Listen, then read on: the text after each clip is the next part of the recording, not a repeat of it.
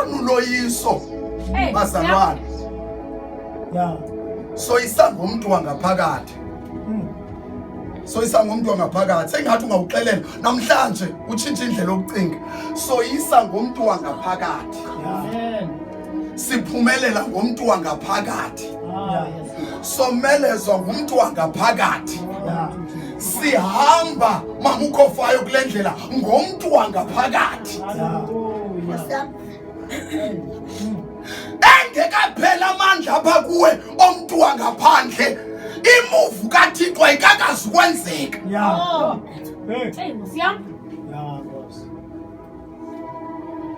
Ngemihla yokugqibela kuyawuvela abanquli abaya kunqula ngomoya nangenyaniso, hayi ngenyama. Nimnqula njani uThixo nisenyameni? Engekafi umntu wangaphandle awekho amandla okuyozulwini kulo mntu, ngoba amandla okuhamba indlela ebheke ezulwini avela kumntu wangaphakathi. Banoyolo abafele enkosini ngoba bakumbona uThixo bona. uThixo akabonwa ngumntu wangaphandle. Yeka inyama yakho ivike iveke. Vuma ukufana noLazaro, indoda mama yayihlala ezinyaweni zikakumkani sityimbuqu zezonke. Abekhona abantu abaziwayo ngoba iyeza imini yakho nokumkani yoba nimiswe phambi koThixo, ngoba noba ngakukumkani apha khona umuntu osemnyango. Liyazilanga lokuba kufuneke naye ukumkani ame phambi koThixo kanye nawe. Ikona bazalwane. Amen.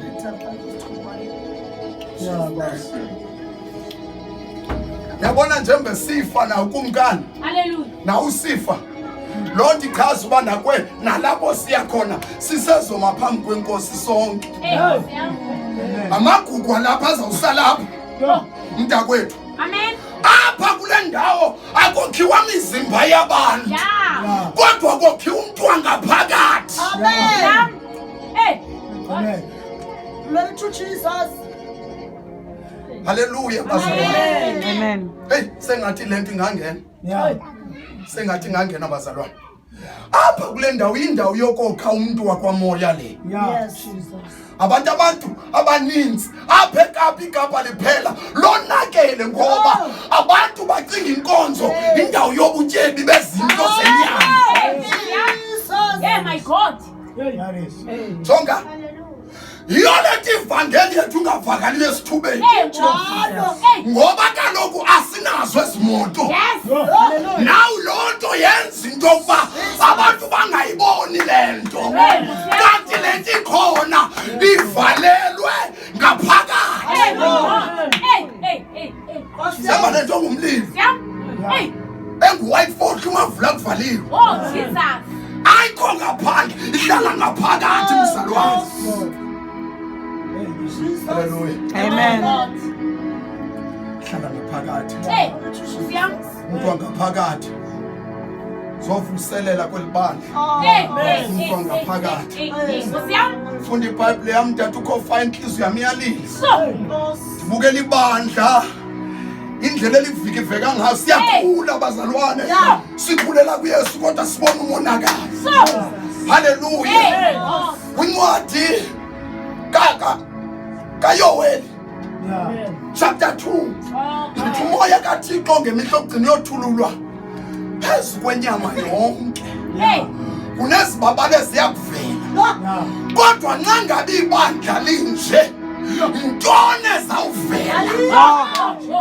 Nxa ngabe ibandla liphenduke indawo yesifebe phakathi. Jongani bazalwane, isifebe ebandleni siyathengisa. My God. Make sishumayela inyani tata. Masiyanyani tata. Ukwenzela into yoba xa sikhona zizovumbuka. Ziphume ezindlini zazo, zinxibe izinto ukwenzela into yoba xa emayo utata ukhofayo azange ugqiba umyalezo. engafanelekanga. Yini Thixo. Hey. Hallelujah. Umuntu wangaphakathi. Makalunge bazalwane umuntu wangaphakathi. Sidiniwe. Kukuhamba sisebenzisa umuntu wangaphandle. Umuntu wangaphandle uyafake. Umuntu wangaphandle lixoki. Umuntu wangaphandle akananyani. Hey mzalwane, ungavumela ukulawulwa ngumuntu wangaphandle. Kwaye nensebenzo sisiwami yomuntu wangaphandle izoshiyeka emathuneni. Ayinandawo ezulwini. Emntakwethu siyanqolela ukubona ngelinye ilanga. Xa sifika kubaba ukhona lungisa umuntu wangaphakathi.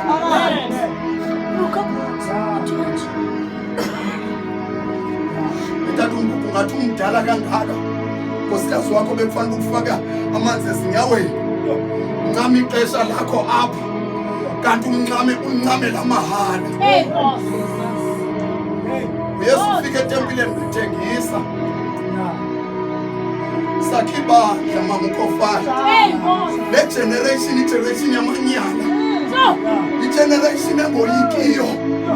I-generation engenasazela. I-generation bazalwane engadingi ukunqunywa. Lanto isenziwe ebandleni. Enesibindi ngendlela emangalisayo. Kudingeka abantu abakhaliphileyo abanesibindi sakwamoya.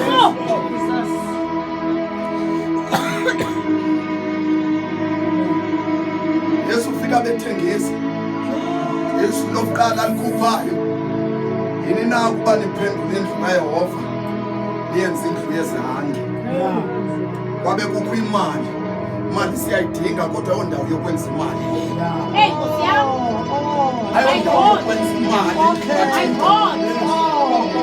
Ibandla kusiyondawo ye-tax. Ayondawo ye-tax collectors. Salandwa i-tax collectors. Olevi batshintshwa baba ngoMateyu. Bashumayela.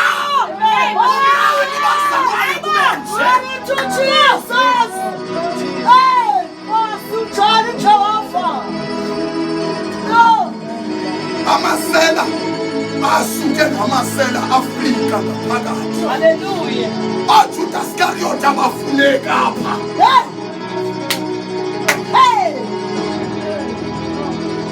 Ibandla indawo yokuhlala uThixo. Ibandla indawo yokuhlala uThixo. Hey bazalwane, ngenxa yexesha. Ngesiyeni kule ndawo. Ngesiyeni kule ndawo mathulani. Chapter 7. Sense.